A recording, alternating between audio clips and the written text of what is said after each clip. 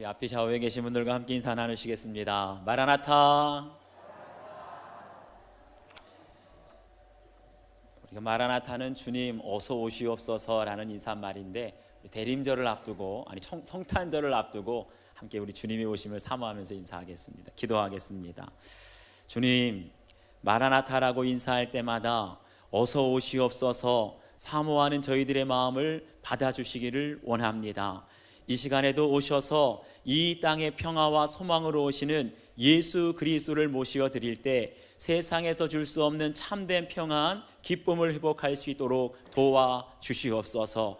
주님 오시기를 사모하는 심령과 우리 교회가 주님 맞을 준비를 어떻게 해야 할지, 하나님께서 우리 교회에 가장 원하시는 뜻이 어디에 있는지를 오늘 말씀을 통하여 듣기를 원합니다. 주님 오셔서 말씀하여 주시옵소서. 오직 주님만 의지하옵고 예수 그리스도의 이름 받들어 기도하옵나이다. 아멘. 할렐루야. 어떤 신학자가 교회를 가리켜서 이렇게 말했습니다. 이 세상에 가장 이질적인 집단이 바로 교회라는 거예요. 다시 말하면 교회라는 것은 도저히 하나 될 수 없는 사람들이 모여 있는 것이 교회라는 겁니다. 여러분들 한 사람 한 사람 몇몇모를 한번 바라보십시오. 우리가 다 고향이 다릅니다. 학벌이 달라요. 경제적인 수준, 사회적인 수준, 심지어는 취미도 같은 사람이 하나도 없는 그러한 사람들이 모여 있는 것이 교회라는 거예요. 그러면서 동시에 교회란 어떤 것이냐? 도저히 하나 될 수 없는 사람들이 하나 되는 곳, 바로 그것이 진정한 교회인 줄 믿습니다. 바로 여기에 예수님께서 이 땅에 오신 목적이 있다는 거예요. 예수님께서 이 땅에 오신 것은 도저히 하나 될 수 없는 유대인과 이방인들이 하나 되고, 부자와 가난한 사람들이 하나가 되고, 지체가 높은 사람들이나 비천한 사람들이 하나가 되기 위하여서 아기 예수로 이 땅에 우리 곁에 오신 줄 믿습니다. 사랑하는 여러분, 어떻게 하면 우리가 성탄절을 기다리면서 도저히 하나 될 수 없는 사람들이 주 안에서 하나 될 수 있을까요? 오늘 주신 말씀을 통해 한 마음과 한 입으로 라는 제목으로 그 은혜를 함께 나누겠습니다. 첫 번째, 이웃을 기쁘게 해야 합니다. 우리 1절과 2절 말씀을 함께 읽겠습니다. 1절 2절 시작. 믿음이 강한 자를 우리는 마땅히 믿음이 약한 자의 약점을 담당하고 자기를 기쁘게 하지 아니할 것이라. 우리 각 사람이 이웃을 기쁘게 하되 선을 이루고 덕을 세우도록 할지니라. 아멘. 여기 말씀을 보니까 믿음이 강한 우리가 마땅히 믿음이 약한 자의 약점을 감당하라고 말씀하세요. 다시 말하면 믿음이 약한 자는 어떤 사람입니까? 약점이 있는 사람이라는 거예요. 이 약점을 헬라어로 아스테네마타라고 하는데, 이 말의 뜻은 결함이 있어서 깨어지기 쉽고 부서지기 쉬운 사람, 이런 뜻이에요. 다시 말하면 우리 주위를 돌아보게 되면 이렇게 연약해서 약점이 있어서 깨어지기 쉽고 넘어지기 쉬운 그런 연약한 사람이 있다는 거예요. 그런 사람들의 특징이 뭡니까? 아주 작은 것 하나에도 시험에 듭니다. 작고 사소한 말 한마디에 오해를 하고 시험에 들어요. 그런 사람들과 조금 얘기를 하다 보면 너무나 쉽게 다른 사람들을 비판합니다. 그리고 속에 의외로 불평과 불만이 많은 사람들이에요. 그런데 이렇게 약점이 있는 연약한 사람들을 어떻게 대하느냐, 그것을 보게 되면 이 사람이 영적으로 성숙한 사람인지 연약한 사람인지, 정말 그 연약한 사람을 어떻게 대하는지 보게 되면 구역이 건강한 교회고 또 교회가 건강한 교회인지 그렇지 않은 교회인지 알 수 있다는 거예요. 성숙한 사람은 어떤 사람입니까? 오늘 말씀을 보니까 믿음이 약한 자의 약점을 감당하고 자기를 기쁘게 하지 않는다고 했어요. 여기 보니까 감당한다는 말이 나오는데, 이 말은 달리 말하면 짊어진다 혹은 내 것으로 삼는다, 이런 뜻이에요. 믿음이 정말 성숙한 사람, 강한 사람은 어떤 사람이냐? 연약한 사람의 그 약점, 너무나 쉽게 실족하고 너무나 남들을 판단하는 그 사람의 약점을 보게 되면 그걸 똑같이 비판하고 정죄하는 것이 아니라 그 약점을 내 것으로 짊어진다는 거예요. 그렇게 될 때 사랑으로 허물을 덮게 될 줄 믿습니다. 연약한 사람이 아파하게 되면 나도 함께 아파하고, 연약한 사람이 고민하면 그 고민하는 걸 나도 함께 고민하게 될 때 그것이 약점을 짊어지는 모습이라는 거예요. 그러면 어떻게 하면 우리가 연약한 사람의 그 약점을 짊어질 수 있느냐? 그 비결을 성경은 이렇게 말합니다. 자기를 기쁘게 하지 않고 이웃을 기쁘게 하느니라. 아멘. 연약한 사람의 약점을 짊어지는 사람은 자기의 기쁨을 위해서 살아가지 않고 이웃을 기쁘게 하기 위해 살아간다는 거예요. 정말 영적으로 미숙한 사람의 특징이 뭔 줄 아십니까? 자기밖에 모른다는 거예요. 나만 기쁘고 나만 행복하면 된다는 거예요. 신앙생활 하더라도, 교회에서 봉사를 하더라도 나만 기쁘고 나만 만족하면 끝인 사람입니다. 이 사람들은요, 자기와 좀 상대가 안 되는 사람들은 아예 어울리지 않습니다. 조금이라도 나한테 손해가 되는 일이라면 그런 모임에는 가려고 하지 않아요. 왜요? 자기의 기쁨만 추구하기 때문에. 그런데 영적으로 성숙한 사람은 어떤 사람입니까?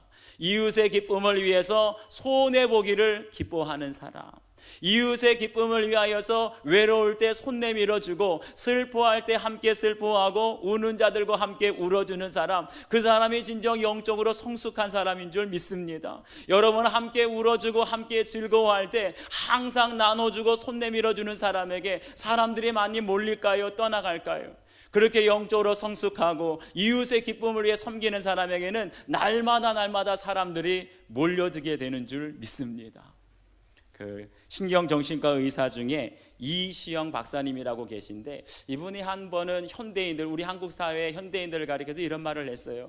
대부분의 현대인들이 정신분열증 증세를 가지고 살아간다는 거예요.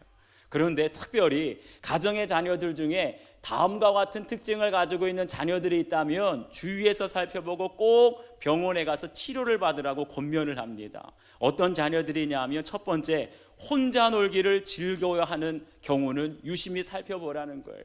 이런 아이들은 친구네 집에 놀러 가지도 않고 친구가 오는 것을 좋아하지도 않습니다. 심지어는 가족들끼리도 대화하는 걸 원치 않아요. 혼자 노는 아이들 주의하라는 거죠. 두 번째, 전혀 말썽을 부리지 않거나 사고를 치지 않는 아이입니다. 이런 아이들일수록 얌전할 뿐만 아니라 혼자서 할 일을 잘 알아서 하기 때문에 부모님들은 모범생인 줄 알고 착각한다는 거예요. 그런데 보십시오, 보통 아이들은 어떻습니까? 친구들이랑 어울려 놀다 보면 말썽도 피우고 사고도 치고 다치기도 하고, 그런 아이들이 정상이라는 거예요. 그런데 항상 혼자만 노는 아이들, 친구들이랑 어울리지 않기 때문에 말썽을 피우지 않을 뿐입니다. 그런 아이들은 잘 살펴봐야 된다는 거예요. 세 번째, 낮과 밤이 바뀐 아이들입니다. 사람을 만나는 것을 싫어하니까, 친구들이 주변에 한 사람도 없으니까 낮에는 놀지 못하고 밤에 혼자 밥 먹고 혼자 음악 들고 밤에 혼자 하고 싶은 거 다 한다는 거예요. 여러분 보세요. 사람이 언제 성숙하게 됩니까? 사람은 사람과의 관계를 통하여서 성장해 가는 거예요. 그런데 혼자만 노는 아이들은 그 관계가 단절되고 혼자만 있기 때문에 특별한 도움과 보살핌이 필요하다는 거예요. 사랑하는 여러분, 우리 믿음이 건강해지고 믿음이 성숙해진다는 것이 어떤 것입니까? 그건 달리 말하면 우리의 믿음의 그릇이 커진다는 거예요.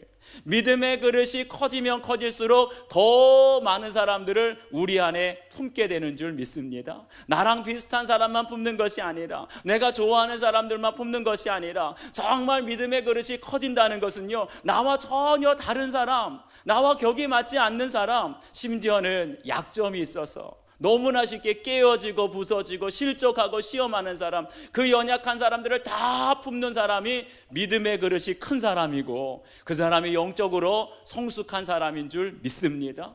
여러분 돌아보세요. 이렇게 우리의 믿음이 크고 많은 사람들, 다양한 사람들을 다 품고 나아가게 되면 그런 사람들은 신앙의 연륜이 깊어지고 깊어질수록 사람들이 몰려올까요? 떠나갈까요? 아무리 내가 나이가 많더라도 젊은 사람들, 어린 사람들도 다 몰려드는 사람이 성숙한 사람이고, 내가 비록 부유하다 할지라도 가난하고 약하고, 내가 신앙생활을 오래 했다 할지라도 초신자들까지도 자유롭게 품고 어울릴 수 있는 사람이 믿음의 큰 그릇인 줄 믿습니다. 그런 사람을 통해서 교회가 하나 된다는 거예요. 여러분 자신을 한번 적용해 보십시오. 내가 지금까지 신앙생활하는 그 연수대로 내 주위에 많은 사람들을 품고 있는지, 아니면 나 혼자 외롭게 신앙생활하는지, 내 주위에는 내가 좋아하는 사람 끼리끼리만 모이고 있는지, 아니면 다양한 사람, 특별히 상처받기 쉽고 쉽게 실족하는 그런 연약한 사람들도 내 주위에 있는지 돌아볼 수 있기를 바랍니다. 그런 사람들을 품고 내 기쁨이 아니라 이웃의 기쁨을 위해서 살아가게 될 때 정말 영적으로 우리가 성숙해지고 그 사람을 통하여 교회가 하나 되는 줄 믿습니다. 두 번째는요, 교회가 하나 될 때 하나님께 영광을 돌리게 된다는 거예요. 우리 5절 말씀을 함께 읽겠습니다. 5절 시작. 이제 인내와 위로의 하나님이 너희로 그리스도 예수를 본받아 서로 뜻이 같게 하여 주사. 아멘. 오늘 말씀 5절부터 7절까지 말씀을 자세히 살펴보게 되면 비슷비슷한 표현들이 반복되어 나옵니다. 서로 뜻이 같게 하여 주사 한 마음과 한 입으로 너희도 서로 받으라. 이게 표현은 달라도 의미하는 바는 똑같습니다. 무슨 뜻입니까? 하나가 되라는 거예요. 아멘이십니까? 복음 안에서 하나 된 교회, 바로 이것이 교회를 세우신 예수님의 꿈이고 비전인 줄 믿습니다. 예수님의 비전, 교회가 하나 되라, 이것을 위해서 지금도 살아계신 성령님께서 우리에게 날마다 하나 되라고 말씀하시는 줄 믿습니다. 그것을 구체적으로 나타낸 것이 어디냐? 요한복음 17장입니다. 요한복음 17장을 보게 되면 예수님께서 십자가 지시기 전에 제자들을 위해서 마지막으로 권면하고 제자들을 위해서 마지막으로 하나님 아버지께 중보기도하는 내용이 나옵니다. 그 내용을 보게 되면 거룩하신 아버지여, 우리와 같이 그들도 하나가 되게 하옵소서. 아버지께서 내 안에, 내가 아버지 안에 있는 것 같이 그들도 다 하나가 되어 우리 안에 있게 하사 우리가 하나 된 것 같이 그들도 하나가 되려 하려 함이니이다. 아멘. 예수님의 중보기도를 보니까 처음부터 끝까지 뭐 하라는 거예요? 하나가 되라, 하나가 되라, 하나가 되라, 우리에게 말씀하시는 줄 믿습니다.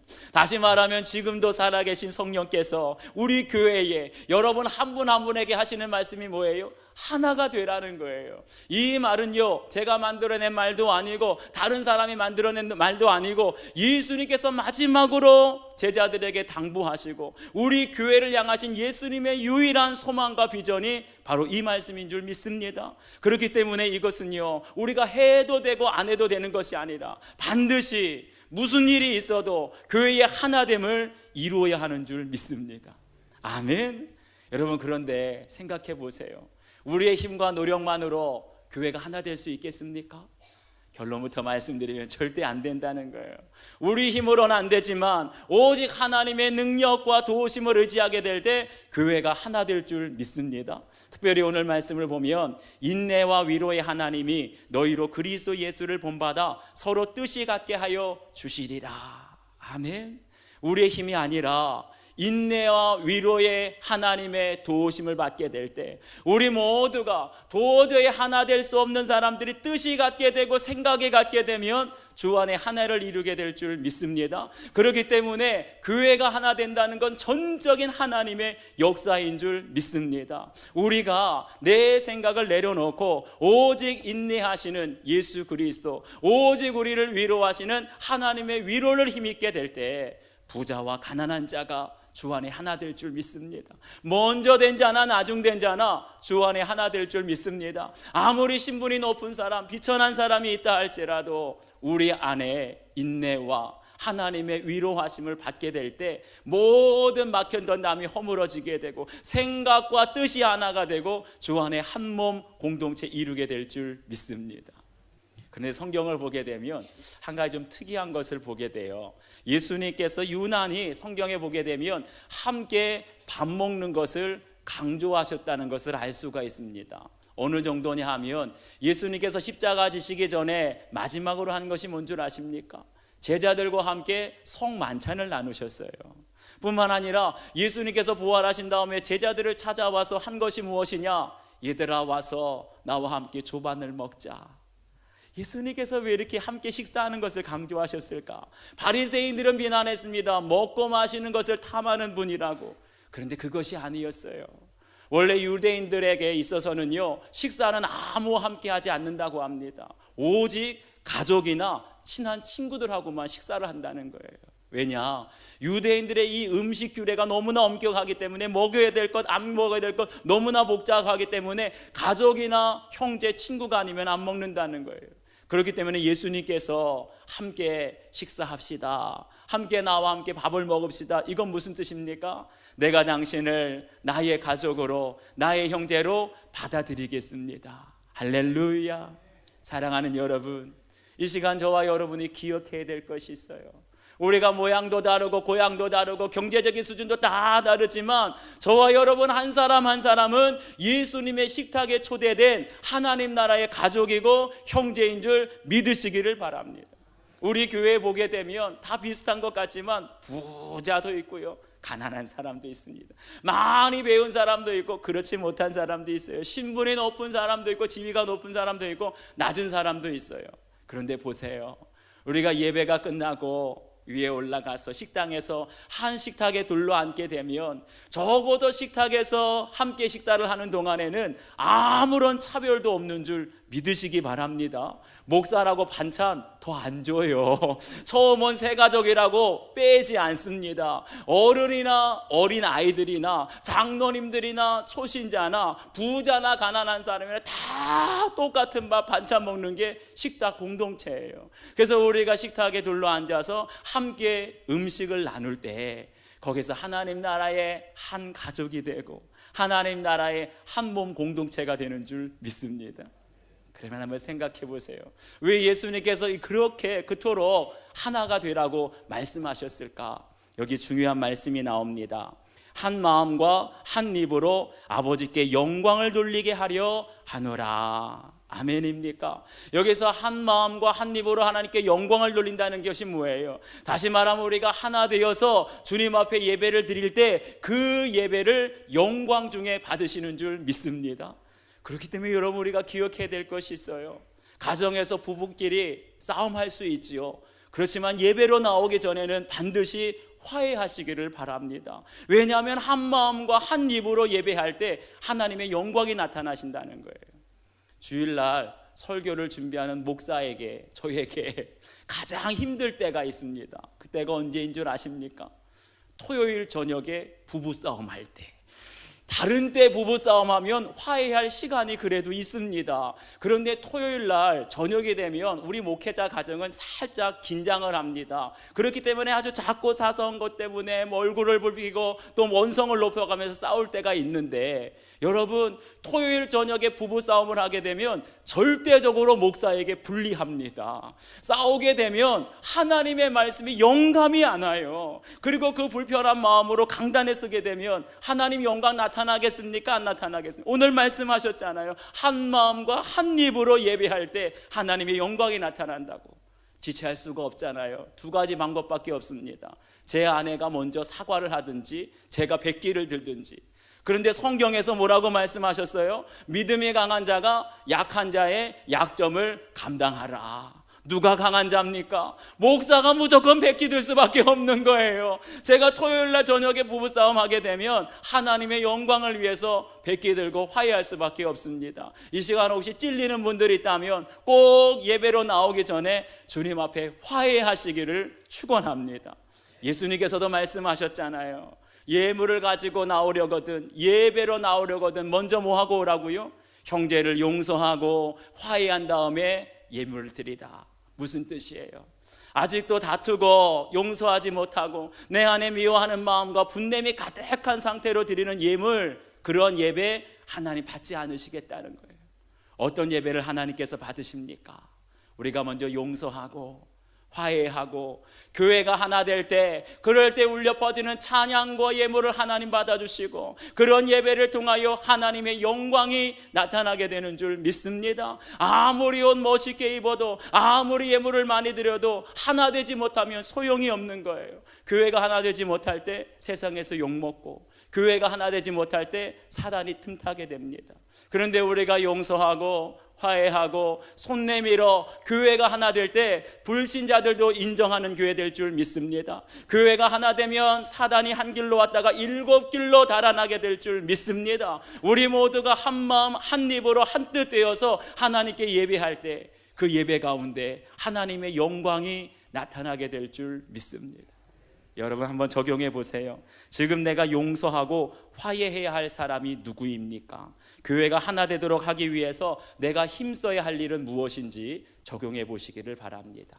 마지막 세 번째입니다. 열방과 함께 즐거워하라입니다. 우리 9절 말씀 함께 읽겠습니다. 9절 시작.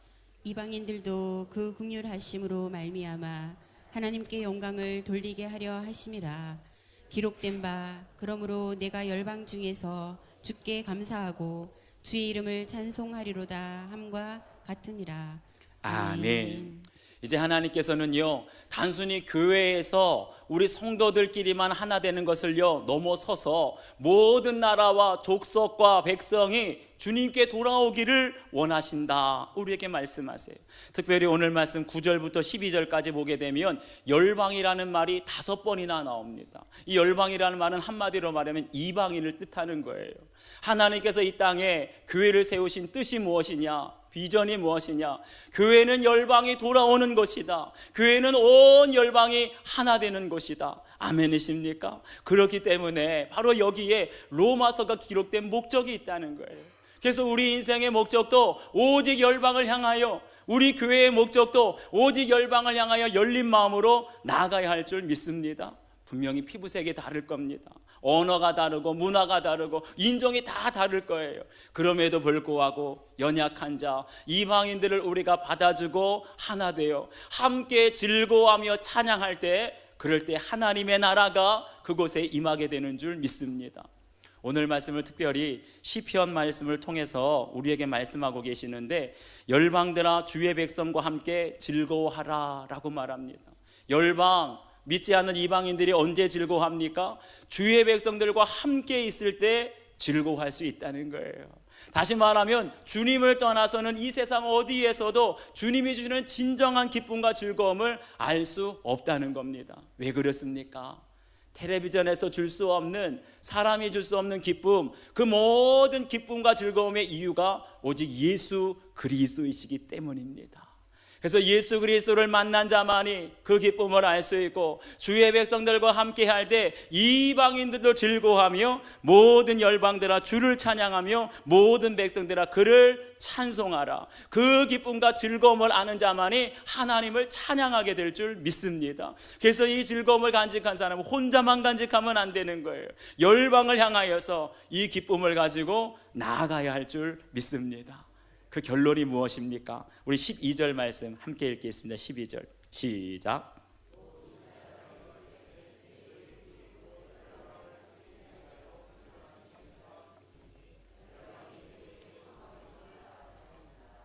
아멘. 여기 보니까 이사야 선지자의 예언이 나옵니다. 이새의 뿌리에서 열방을 다스리기 위해 일어나실 이가 있다. 그분이 누굽니까? 바로 예수 그리스도이신 줄 믿습니다. 그런데 예수님에 대해서 놀라운 말씀을 하세요. 열방이 그에게 소망을 두리라.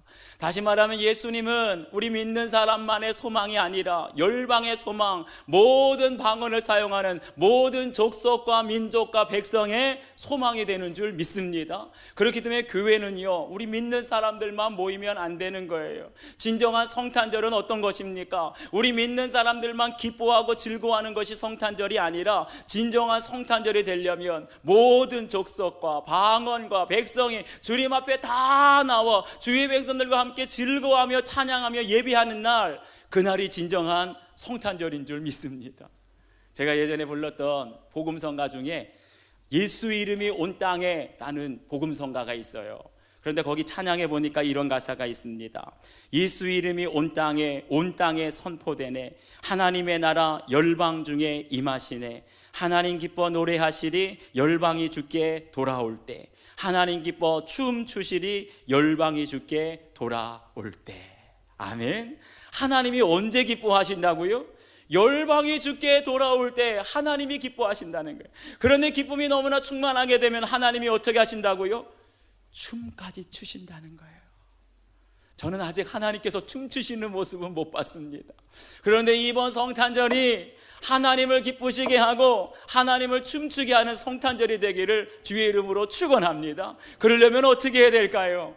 이방인들이 주님께 돌아오는 그날 하나님이 기뻐하시고 하나님이 춤추시는 성탄절이 될 줄 믿습니다.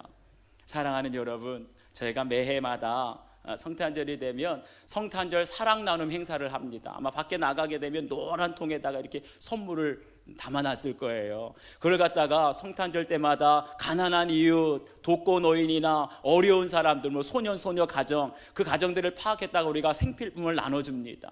그런데 올해는 한 가지만 더 부탁드릴게요. 우리 중에 있는 독거노인, 소년 소녀 가장들 뿐만 아니라 우리 가까이 있는 외국인 근로자들에게도 이 성탄 사랑 나눔 행사를 선물을 꼭 나눠줄 수 있기를 부탁드립니다. 제가 예전에 아는 목사님 한 분께서 미국에서 한 15년 동안 유학 생활하신 목사님이 계세요.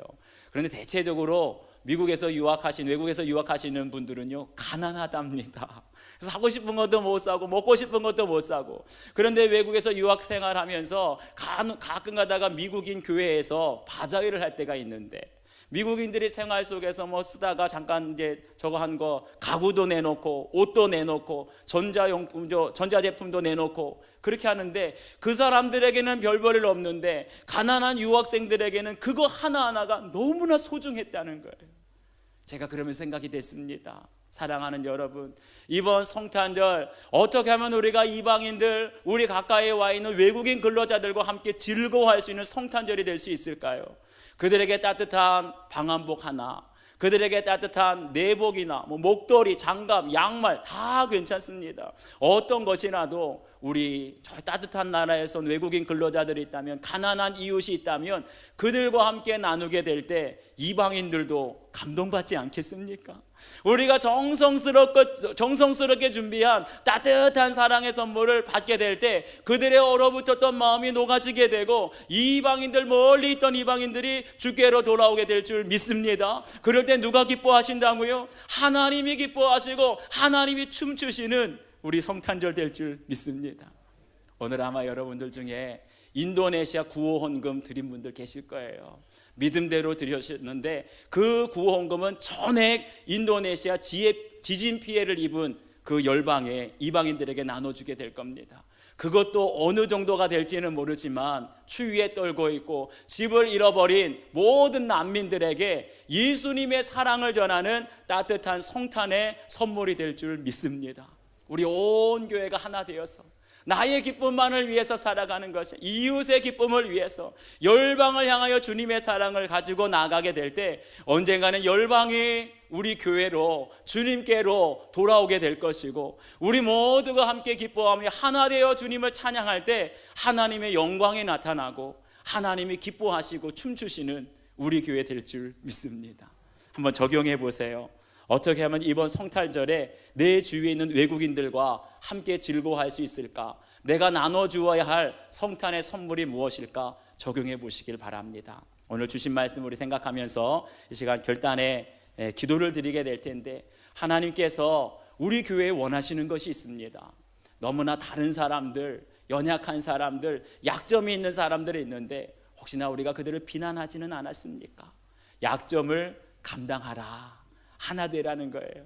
아직도 용서하지 못하고 서로 등 돌린 형제들이 있습니까? 자매들이 있습니까? 먼저 용서하라 말씀하십니다. 그래서 힘써 교회가 하나 될 때, 이방인들과 함께 즐거워하게 될 때 하나님께서 기뻐하시고 하나님께서 춤추시고 하나님께서 축복하시는 우리 교회, 우리 가정 되게 해달라고 우리 주신 말씀을 따라 함께 결단의 기도를 드리겠습니다. 아버지 하나님, 참으로 고맙습니다.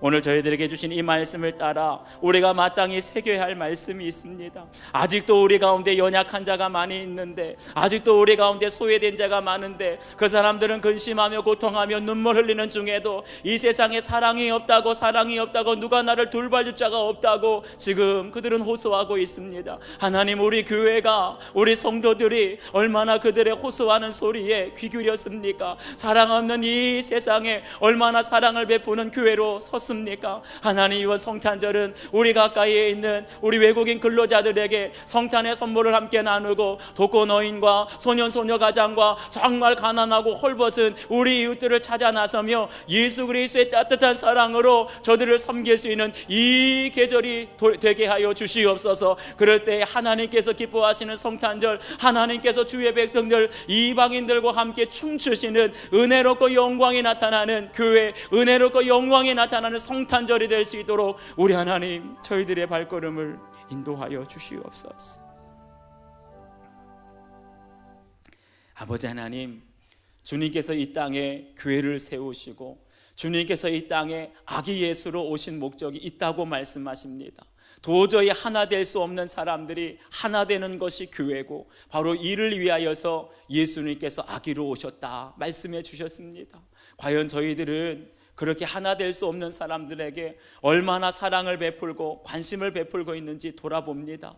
행여라도 우리들의 무심한 말 한마디로 실족하거나 혹은 넘어지지는 않았습니까? 우리의 무심한 마음으로 인하여서 우리 가까이 있는 이방인들, 외국인 근로자들이 실족하지는 않았습니까? 이번 성탄절이 형제가 형제를 용서해주고 화해하며 하나 되는 성탄절이 되게 하시고, 우리 가까이 와 있는 외국인 근로자들을 비롯하여 모든 열방을 향하여 주님의 사랑을 나눌 수 있는 성탄절이 되게 하여 주옵소서. 우리만의 즐거움이 아니라 열방의 주께 돌아올 때 하나님 기뻐 노래하시고 하나님 기뻐 춤추시는 이번 성탄절이 될 수 있도록 주여 저희들을 사용하여 주시옵소서. 감사드리며 예수 그리스도의 이름 받들어 기도하옵나이다.